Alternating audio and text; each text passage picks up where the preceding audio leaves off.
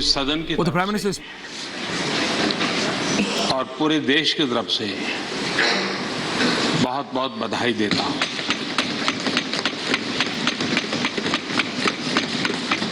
आपने एक सामान्य परिवार से आकर के संघर्षों के बीच जीवन यात्रा को आगे बढ़ाते हुए आज जिस स्थान पर प्राप्त पहुंचे हैं वो देश के कई लोगों के लिए अपने आप में एक प्रेरणा का कारण है। इस उच्च सदन में इस गरिमामय आसन को आप सुशोभित कर रहे हैं और मैं कहूंगा कि किठाना के लाल उनकी जो उपलब्धियां लोग देश देख रहा है तो देश की खुशी का ठिकाना नहीं है।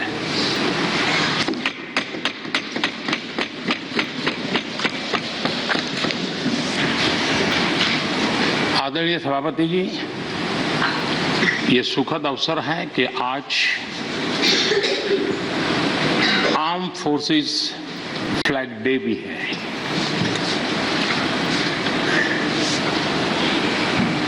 आदरणीय सभापति जी, आप तो झुंझुनू से आते हैं। झुंझुनू वीरों की भूमि है। शायद ही कोई परिवार ऐसा होगा कि जिसने देश की सेवा में अग्रिम भूमिका न निभाई हो। और ये भी सुनने में सुहागा है कि आप स्वयं भी सैनिक स्कूल के विद्यार्थी रहे हैं। तो किसान के पुत्र और सैनिक स्कूल के विद्यार्थी के रूप में मैं देखता हूं कि आप में किसान और जवान दोनों समाहित हैं।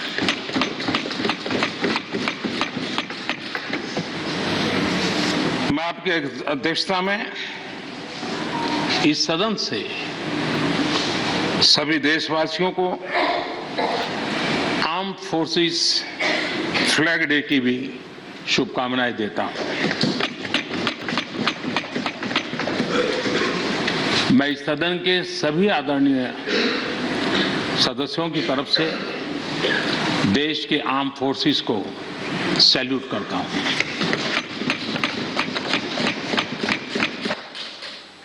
सभापति महोदय, आज संसद का ये उच्च सदन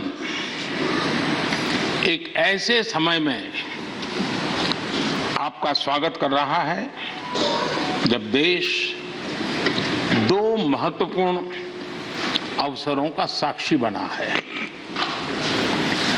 अभी कुछ ही दिन पहले दुनिया ने भारत को G20 समूह की मेजबानी का दायित्व सौंपा है।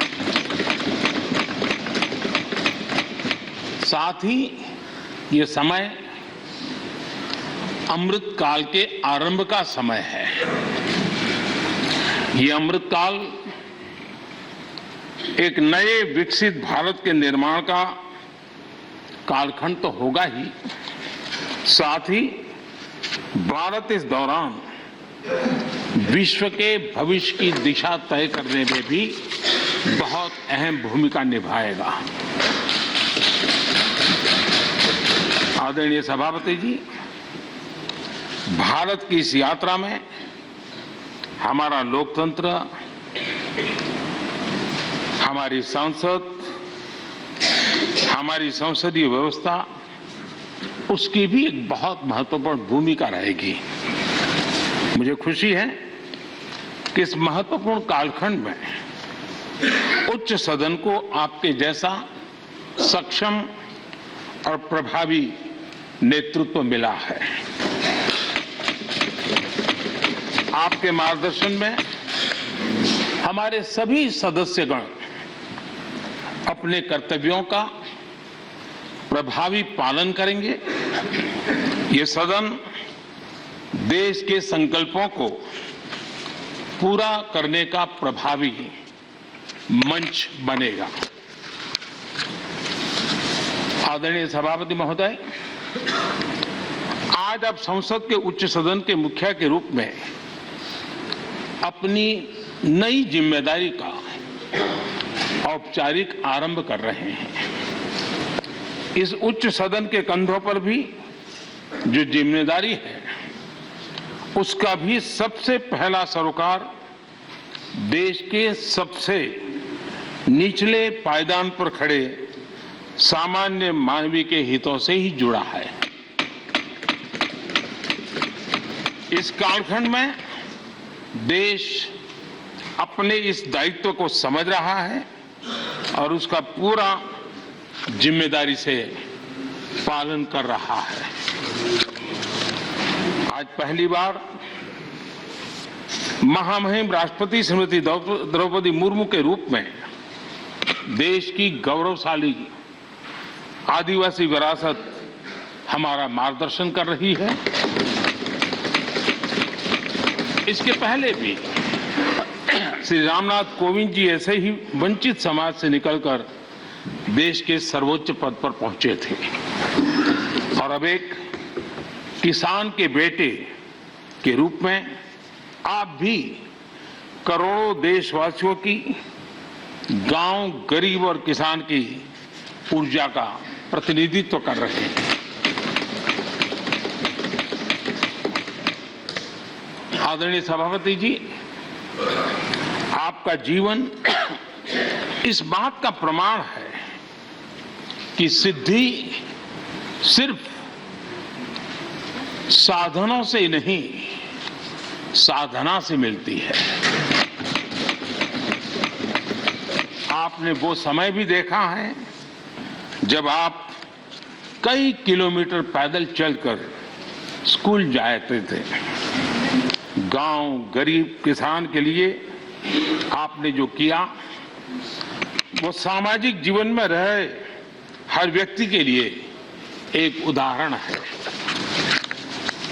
आदरणीय सभापति जी, आपके पास सीनियर एडवोकेट के रूप में 3 दशक से ज्यादा का अनुभव है।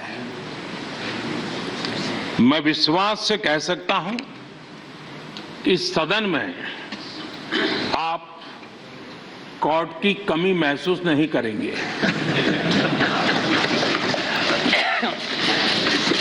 क्योंकि राज्यसभा में बहुत बड़ी मात्रा में वो लोग ज्यादा हैं जो आपको सुप्रीम कोर्ट में मिला करते थे और इसलिए वो मूड और मिजाज भी आपको यहां पर जरूर अदालत की याद दिलाता रहेगा। आपने विधायक से लेकर सांसद, केंद्रीय मंत्री, गवर्नर तक की भूमिका में भी काम किया है। इन सभी भूमिकाओं में जो एक बात कॉमन रही वो है देश के विकास और लोकतांत्रिक मूल्यों के लिए आपकी निष्ठा। निश्चित तौर पर आपके अनुभव देश और लोकतंत्र के लिए बहुत ही महत्वपूर्ण है। आदरणीय सभापति जी, आप राजनीति में रहकर भी दलगत सीमाओं से ऊपर उठकर सबको साथ जोड़कर काम करते रहे हैं। उपराष्ट्रपति के चुनाव में भी आपके लिए सबका वो अपनापन हमने स्पष्ट रूप से देखा। मतदान के 75% वोट प्राप्त करके जीत हासिल करना अपने आप में अहम रहा है।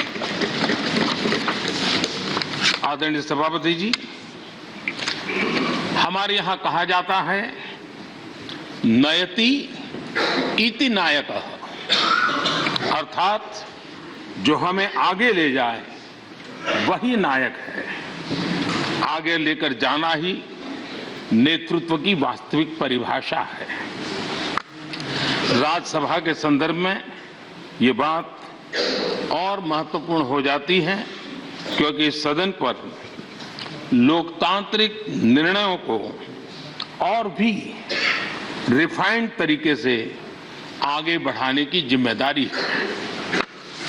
इसलिए जब आपके जैसा जमीन से जुड़ा नेतृत्व इस सदन को मिलता है तो मैं मानता हूं कि ये सदन के हर सदस्य के लिए सौभाग्य है।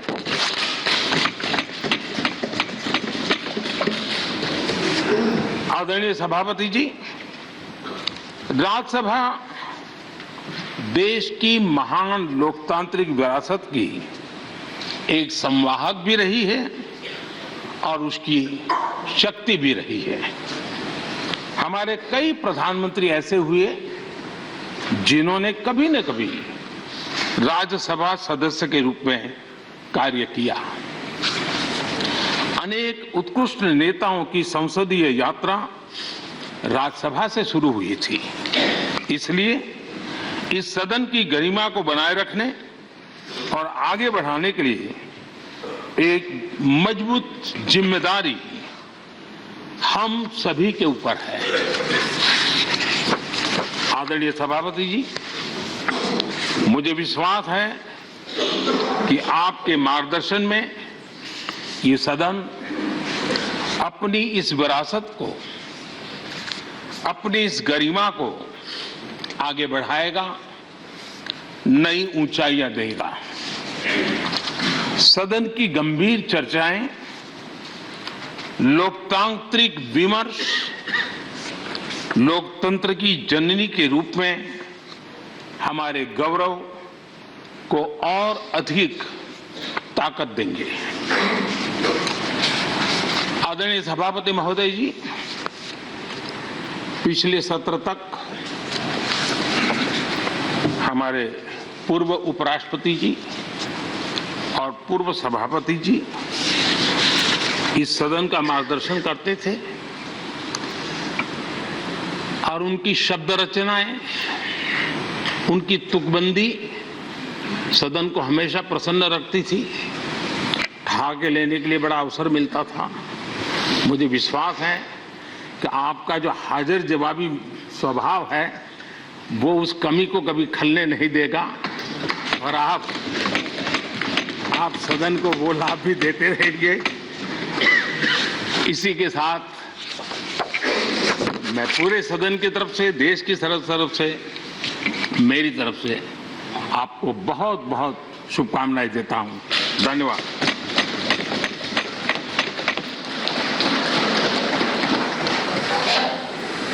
Honourable deputy chairman.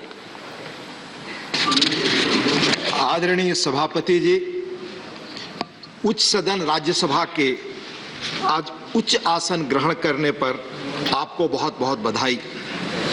शीतकालीन सत्र के पहले दिन बहुत गर्मजोशी व आत्मीयता से आपका अभिनंदन।